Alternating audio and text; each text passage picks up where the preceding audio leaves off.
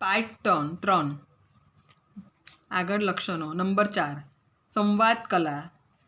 નવલકથાને કેફ્રડે pocket theatre તરીકે ઓળખાવી છે. રંગભૂમિ ઉપર તો સંવાદનો મોટો મહિમા છે, પણ નવલકથા એ નાટક નથી. એથી જ નવલકથામાં જે સંવાદો આવે છે તે ટોનાને અનુરૂપ તથા પાત્રોને અનુરૂપ આવે છે. નવલકથાના સંવાદો 2 પ્રકારની કામગીરી બજાવે છે. નંબર 1 નવલકથામાં પાત્રોના વ્યક્તિત્વ પિંડ બાંધી આપવાનું કામ સંવાદ કરે છે. પાત્ર જે વાણી બોલે છે એ જ સંવાદ છે. પાત્રના મુખે બોલાતા સંવાદો પાત્ર વ્યક્તિત્વનો પરિચય કરાવવાનું કામ કરે છે. પાત્ર વ્યક્તિત્વને ઉપસાવી આપવામાં સંવાદો કારગત ભૂમિકા ભજવે છે. એથી જ સંવાદનું નવલકથામાં આગવું મહત્ત્વ છે. 2 નંબર સંવાદો જે બીજું કામ કરે છે એ કથાને ગતિશીલ નાવવાનું કામ. મંથર ગતિને ત્વરિત બનાવી આપવાનું કામ સંવાદો કરે છે. જેમ કે ગુજરાતનો નાથ એમાં આવતા મુંજાલ કીર્તિદેવના સંવાદો કરે છે. જેમ કે ગુજરાતનો નાથ એમાં આવતા મુંજાલ કીર્તિદેવના સંવાદો કે પૃથ્વી વલ્લભમાં આવતા મુંજને મૃણાલના સંવાદો કથામાં આવતા સંવાદો એથી જ સચોટ, ટૂંકા છતાં ધારદાર અને પ્રસંગ કે વક્તવ્યને આકર્ષિત કરનારા હોય છે. ઢાલ લકડીના દાવપેચ જેવા સંવાદો કથાને ત્વરિત કાર્યવેગ આપવાનું કામ કરે છે. પેરેગ્રાફ. સંવાદો પાત્ર વ્યક્તિત્વની ઓળખ કરાવે છે. દાખલા તરીકે સરસ્વતીચંદ્ર એમાં આવતું જમાલનું પાત્ર બોલે છે, અબે મિયાં ભાઈ કુ શુકન ક્યાં અપશુકન ક્યાં. આ વાક્ય સાંભળતાની સાથે જ આપણે તરત સમજી શકીશું કે આ પાત્ર કયા સ્તરનું છે. પેરેગ્રાફ. સંવાદો દ્વારા નાટકની જેમ નવલકથામાં પણ વાતાવરણ સર્જવાનું કામ થઈ શકે છે.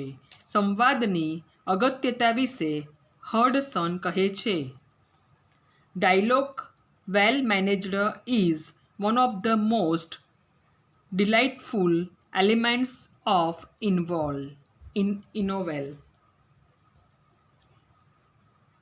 5મું લક્ષણ. નંબર 5 દેશકાલ વાતાવરણ સર્જન.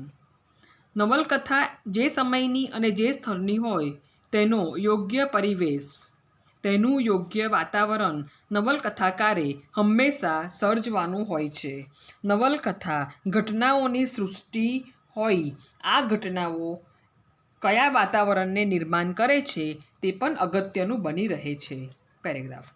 નવલકથાની વાર્તા કયા સ્થળ અને કયા કાળની વાર્તા છે તેની સ્પષ્ટ કલ્પના વિના કથાને ઉચિત રૂપ ન આપી શકાય.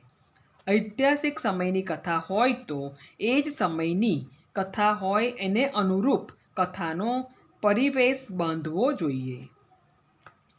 પરિવેશ પાત્રોના પહેરવેશ, પાત્રોની વાણી, સમય અને સ્થળના વર્ણનો દ્વારા નિર્માણ પામે છે. વર્ણન દ્વારા સર્જક જે તે સમય અને સ્થળને તાદસ કરીને વાચકની આસપાસ એક વાતાવરણ નિર્માણ કરે છે અને વાચક જે તે સ્થળ, દેશ, પ્રદેશના વાતાવરણમાં જઈને વાર્તાને અવલોકે છે. ઐતિહાસિક નવલકથા કે પૌરાણિક નવલકથામાં જ્યારે સમય સ્થળનું યોગ્ય વાતાવરણ ન સર્જાય ત્યારે કથામાં કાલ વ્યુત્ક્રમનો દોષ પ્રવેશે છે. મુનશીની કથા સૃષ્ટિમાં આવા કાલ વ્યુત્ક્રમના દોષ આપણને જોવા મળે છે. ફકરો. નવલકથામાં નિર્માણ થતી ઘટનાઓ સ્થળ અને કાળમાં વિકસે છે. આથી જ જે તે સમયના બનાવો સર્જક આલેખતો હોય તે સમયનું તાદસ વાતાવરણ નવલકથામાં નિરૂપાયેલું હોવું જોઈએ.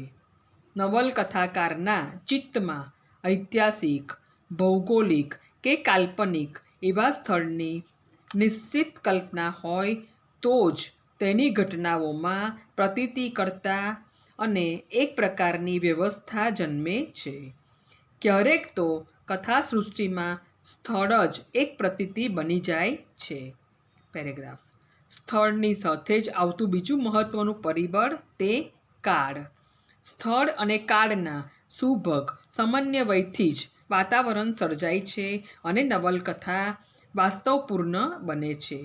સ્થળની જેમ કાળ પણ સર્વવ્યાપક વિધાયક તત્વ તરીકે આખી નવલકથાને આવરી લેતો હોય છે. નવલકથાની ઘટના કાળના પટ પર આકાર ધારણ કરે છે. ટાઈમ એલિમેન્ટ નવલકથાને આકાર આપનાર અગત્યનું તત્વ છે. કાળ ક્યારેય નાટ્યાત્મક સ્વરૂપે પ્રચંડ ગતિ કે વિદ્યુત વેગનો પણ અનુભવ કરાવે છે.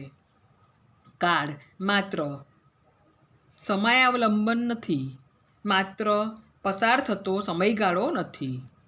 સ્થળ અને કાળ નવલકથાને મૂર્ત, જીવંત, મર્મપૂર્ણ કરનાર સ્થૂળ સૂક્ષ્મ તત્વો છે અને એના નિરૂપણથી કથાસૃષ્ટિમાં વાતાવરણ કે પરિવેશ રચવામાં સર્જકને સફળતા સાંપડે છે. છઠ્ઠું લક્ષણ નંબર 6, રસ નિષ્પત્તિ. કથાની ઘટનાઓ કે કથામાં આવતા માનવ જીવનના સંવેદનોને મૂર્ત કરતી વખતે સર્જક અનાયાસે વિવિધ રસોનું નિરૂપણ કરતો હોય છે. શૃંગાર, હાસ્ય, કરુણ, રૌદ્ર, વીર, ભયાનક, બીભત્સ અને અદ્ભુત તથા શાંત રસમાંથી નવલકથાકારને જે રસ કથાના વિકાસ માટે અને સંકલન માટે અનુકૂળ અને અનુરૂપ લાગે તે રસ નવલકથાકાર નિરૂપે છે. નવલકથાકાર ક્યારેક આખી નવલકથા માટે કોઈ એક રસને મુખ્ય રસ બનાવીને ચાલતો હોય છે, પરંતુ આ મુખ્ય રસની પડ છે બીજા રસોની નિર્મિત પણ તે સહજ રીતે કરતો હોય છે. સરસ્વતીચંદ્ર જેવી બૃહત્કાય નવલકથામાં જાત ભાતના અનેક રસોનું વૈવિધ્ય અને સંમિશ્રણ જોવા મળે છે. પેરેગ્રાફ.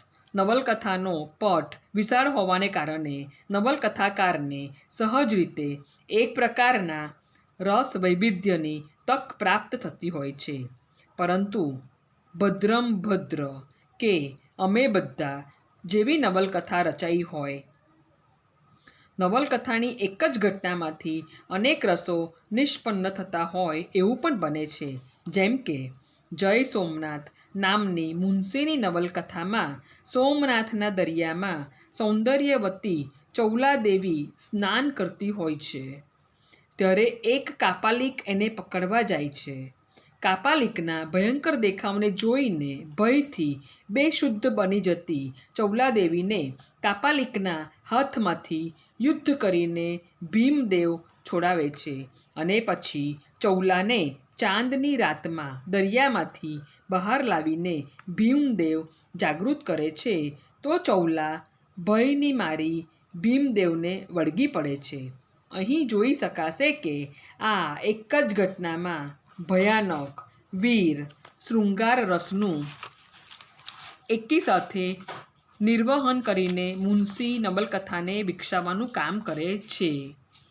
નવલકથાકાર રસ નિષ્પત્તિ માટે ચરિત્ર, પ્રસંગ, સંવાદ, કાલપરિમાણ, પ્રકરણ યોજના, કલ્પન, પ્રતીક વગેરે અનેકવિધ ઉપકરણોને સમુચિત ઉપયોગ કરે છે.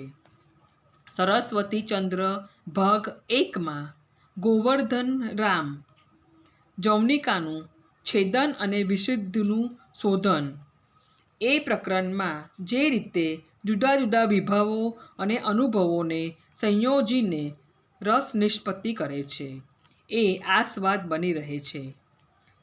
વિભાવ, અનુભાવ, વ્યાભિચારી ભાવોનો આ એક જ પ્રકરણમાં અભૂતપૂર્વ સંયોગ ગોવર્ધન રામ કરીને શૃંગાર, સંયોગ અને વિપ્રલંભ તથા કરુણ રસની અભૂતપૂર્વ જમાવટ કરી આપે છે.